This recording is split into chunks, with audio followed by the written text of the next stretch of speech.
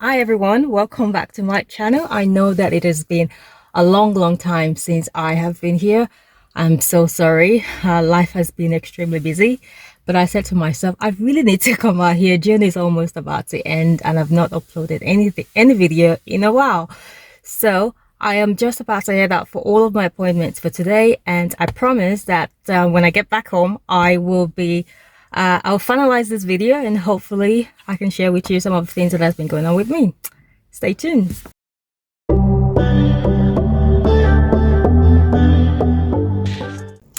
Hi everyone, I am back home as promised.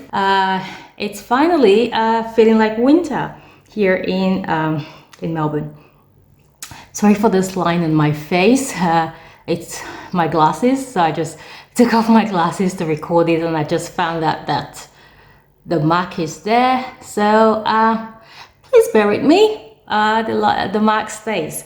So what do I want to talk about today? I want to talk about smoking.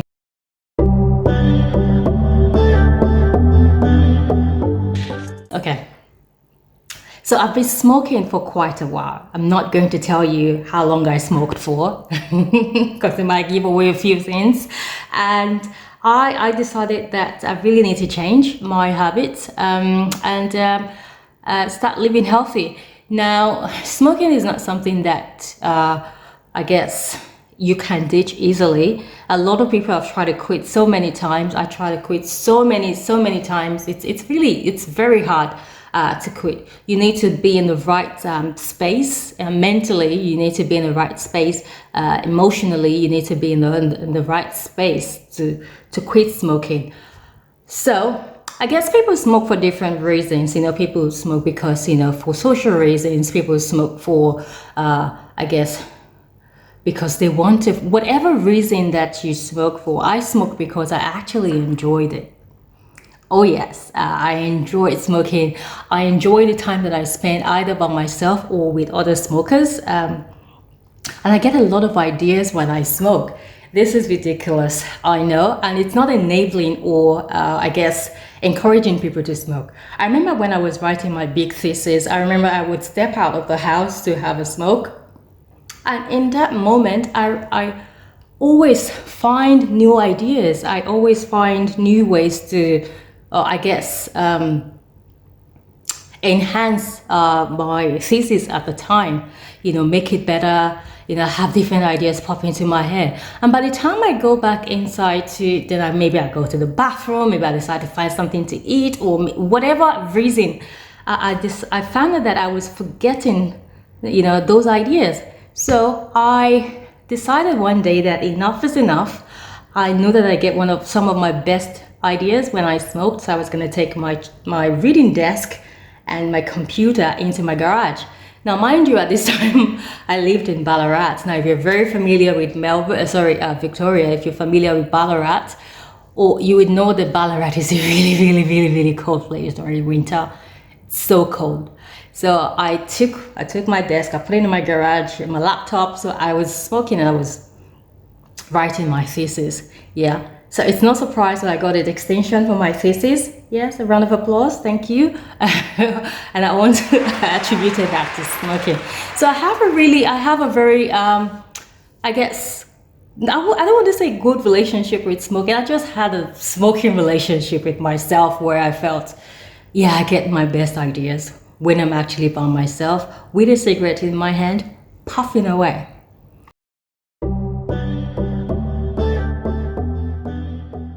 I know that I've been rambling and you're probably not interested in that. I'm sure you just want to find out how I stopped smoking. So let's get to that.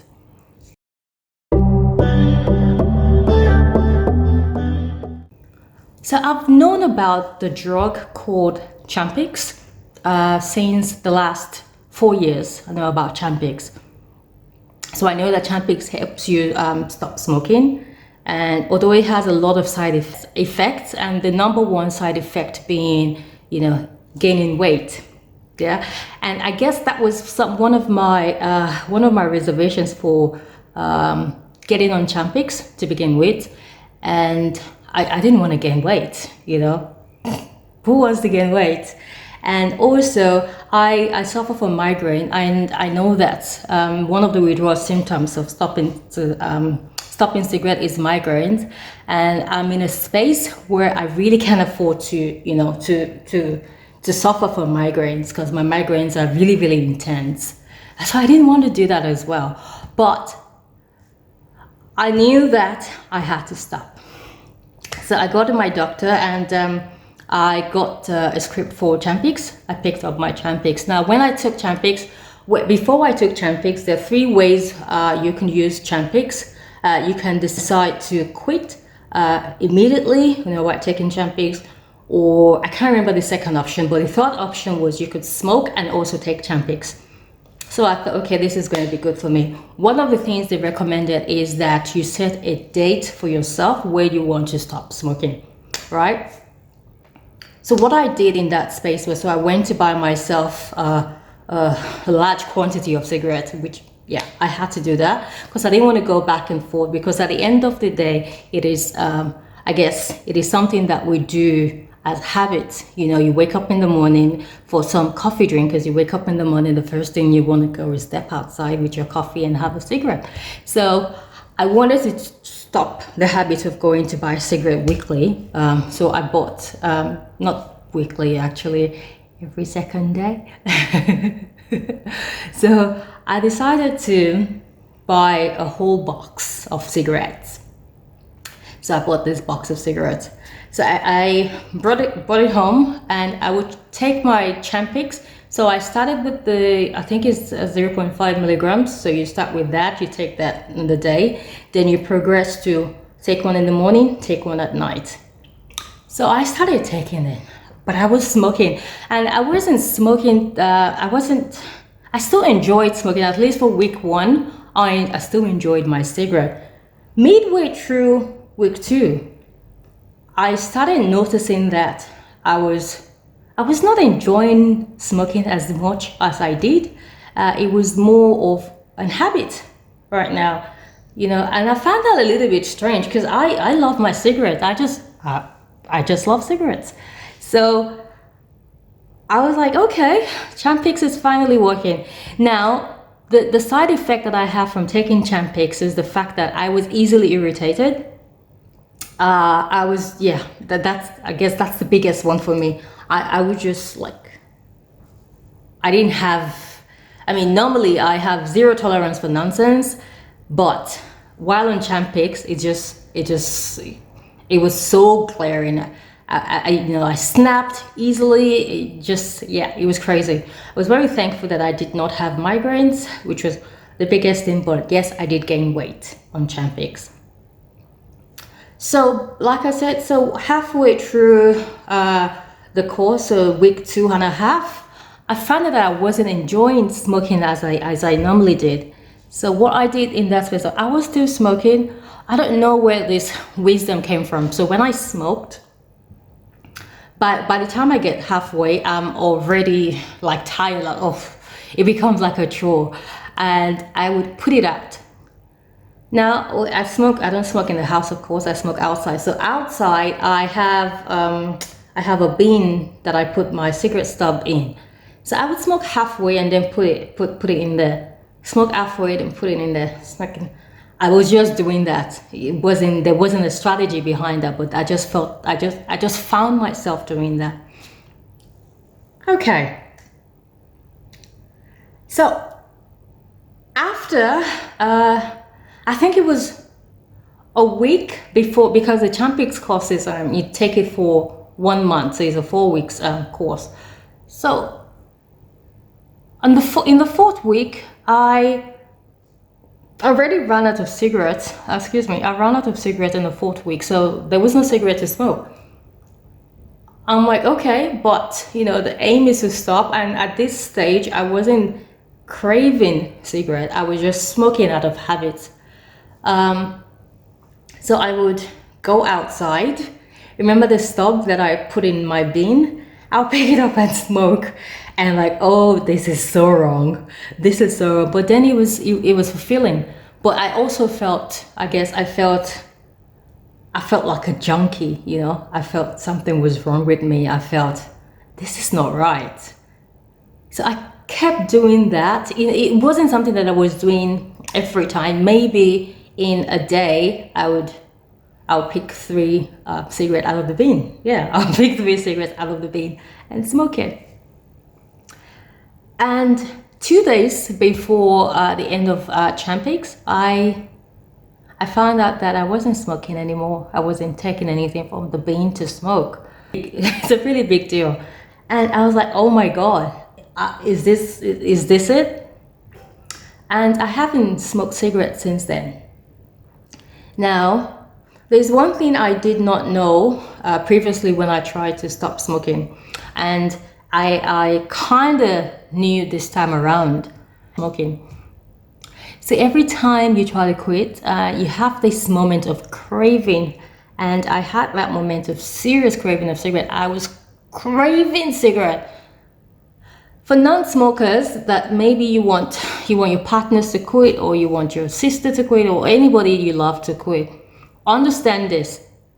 Cigarette craving is it's hardcore. Another thing I did to keep myself engaged was I was doing 10,000 steps every day. So I was averaging about 70,000 steps a week. And because some days I would do more.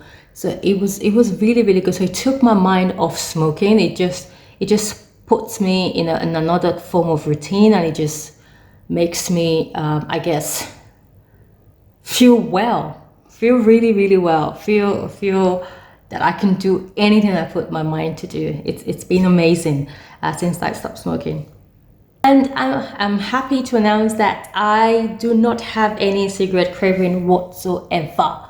You know, and it's really exciting. I love the fact that I could, you know, stay where people are smoking, and I would not be impacted or even, you know, feel tempted to ask for a cigarette.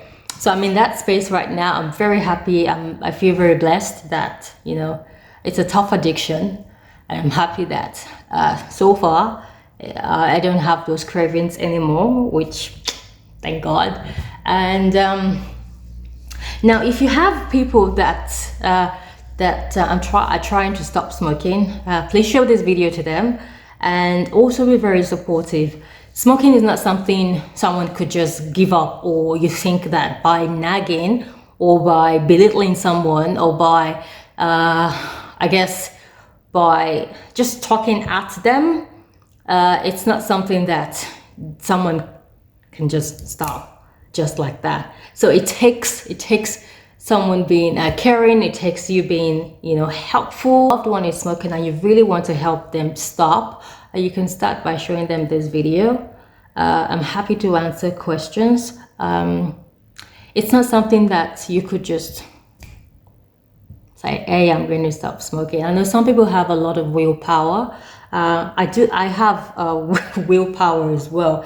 It's just that I found smoking was on I guess on another level for me. So if someone is trying to stop smoking, all you need to do is, you know, just support them. Support them whatever way, shape or form that you can. 2 questions that you might want to ask. Again, am I craving cigarette? No. But one thing I do, and it's really silly, I guess for me it's just I guess confirmation that I've overcome this addiction, is when people smoke, I move close to them if they're friends, you know. I actually don't have any friends that smoke, but any smoker, yeah, because I'm very socially, I guess, free. I can walk up to someone and say, hey, can I just smell your cigarettes? Can I smell it? And they will indulge me, because most smokers at one point or the other, they've tried to stop smoking. Actually, this video was actually triggered by a friend that said, oh, you haven't posted on Juice Nuggets for a while. I said, yes, I've been busy. And she was like, oh, well, I said, so what do you want me to talk about? Because if you tell me something to talk about, maybe I'll come back. And I said, well, you recently stopped smoking. How about you share with people how you stopped smoking? Because you smoked for a very long time. And I go, yeah, you're absolutely right. So this is how this subject of today, I guess, was conceived. So thank you. Shout out to Wumi that said to me, Wumi Ademiluyi, you said do something on the fact that you stopped smoking. I said okay, we'll do that. So I'm also going to ask if there's anything that you want me to talk about. It's something that you're experiencing or something that you find a little bit challenging and you want to talk about it, or you want me to talk about it or shed more light, especially if it's something that I've experienced myself. Please feel free to send me an email. I'll put my email address on the screen, or if you know me personally, feel free to text me, and we'll take it from there. Next time, my name is Juliana and you're watching Jules Nuggets. See ya.